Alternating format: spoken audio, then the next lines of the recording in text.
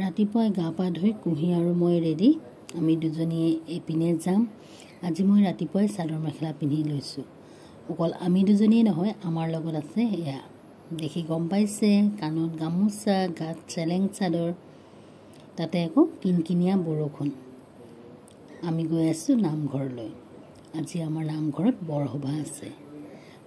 সৰুৰে পৰা কৰি অহা এটা কাম, ৰাতিপুৱাই মন নামঘৰলৈ গৈ চাকি বন্তি জ্বলোৱা এই কৰ্মভাগ বৰ ভাল লাগে। প্ৰত্যেক বছৰে আহোঁ। বহুত দিন মই যাব পৰা নাছিলোঁ। এইবাৰ এদিনৰ কাৰণে বুলি এয়া ঘৰলৈ গৈ চাকি গছ জ্বলাই আহোঁ বুলি ৰাতিপুৱাই নামঘৰলৈ আহিলোঁ।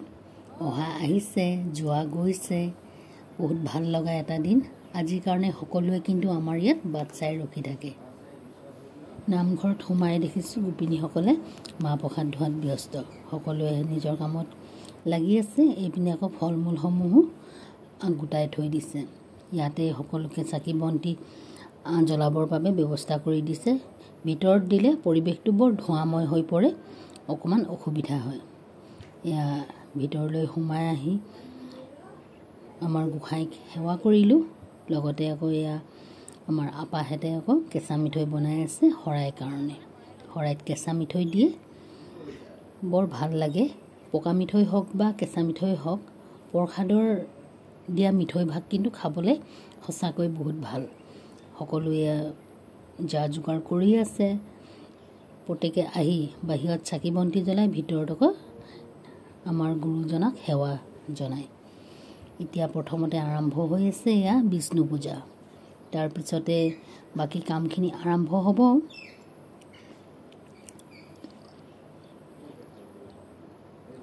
এই আসনখন দেখিছে, আসনখনত বহিব গোসাঁই। আমাৰ ওচৰতে আছে সত্ৰ। তেখেতক নিমন্ত্ৰণ দিয়া হয় প্ৰত্যেক বছৰে। তেখেতে অহাৰ পিছত এই আসনখন গ্ৰহণ কৰে। আমি সকলো ৰাইজে মিলি এতিয়া নদীৰ ঘাটলৈ যাম পানী তুলিবলৈ।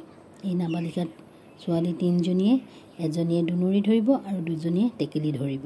প্ৰত্যেক বছৰে এইদৰে 3গৰাকীকে নাবালিকা ছোৱালী লোৱা হয় আৰু তেওঁলোকৰ দ্বাৰাই পানী তোলা কাম সম্পন্ন কৰে। তেওঁলোকে এই 3 দিন সম্পূৰ্ণ ব্ৰতেৰে থাকি এই কাম সম্পন্ন কৰে। আমাৰ গাড়ী আহি পাই গ'ল, আয়তীসকল ওলাইছে, লগতে আমিও ওলাইছোঁ। আজিৰ এই পানী তোলা কাৰ্যভাগত সকলো ৰাইজ পানী তুলিবলৈ কিন্তু যায়। সৰু ল'ৰা ছোৱালীৰ পৰা আৰম্ভ কৰি বৃদ্ধ বয়সলৈকে। ল'ৰা ছোৱালী বুলি কোনো কথা নাই, সকলো মিলি আমি যাওঁ। বৰ ভাল লাগে। আমাৰ যাত্ৰা আৰম্ভ হ'ল উৰুলি ধ্বনি আৰু হৰিনামেৰে।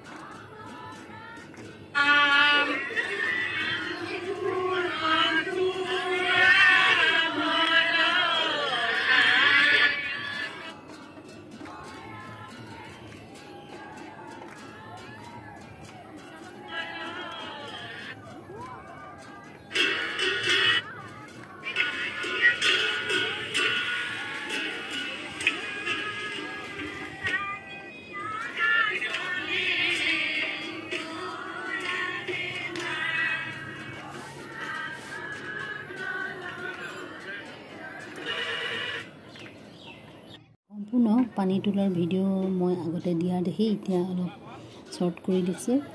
পানী তুলি আহি পাই গ'লহি। ইয়াত এতিয়া তেওঁলোকক আদৰি নিয়া হয়।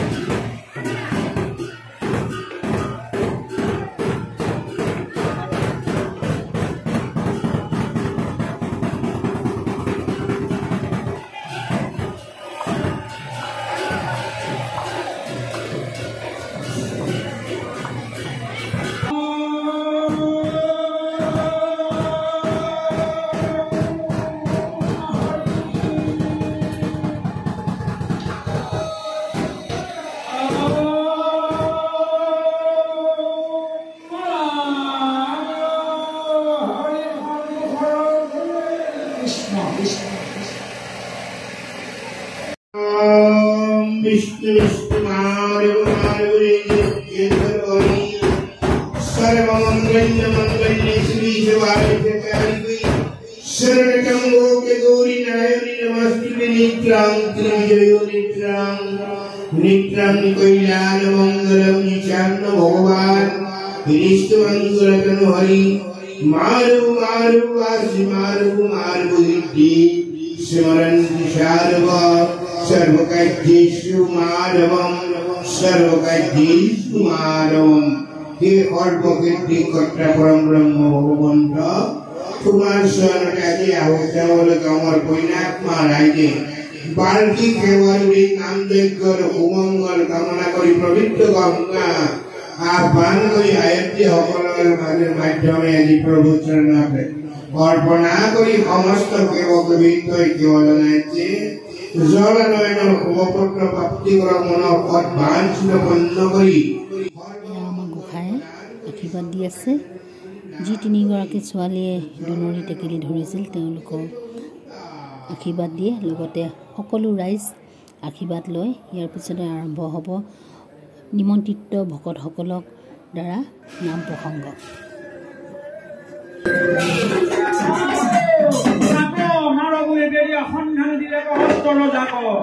কৃষ্ণক চিন্তিয়া পৰ ৰাজকুমাৰ সহায় কৰে কিমান মাৰা মাৰি থাক তেতিয়া লগতে কি গালে কিমান বাপেকে শাস্তি দিয়াটো দৈত্য শিশুসকলে শাস্তি দিয়াটো প্ৰধানে কি গালে গোপাল গোবিন্দ পৰমানন্দ গোপাল গোবিন্দ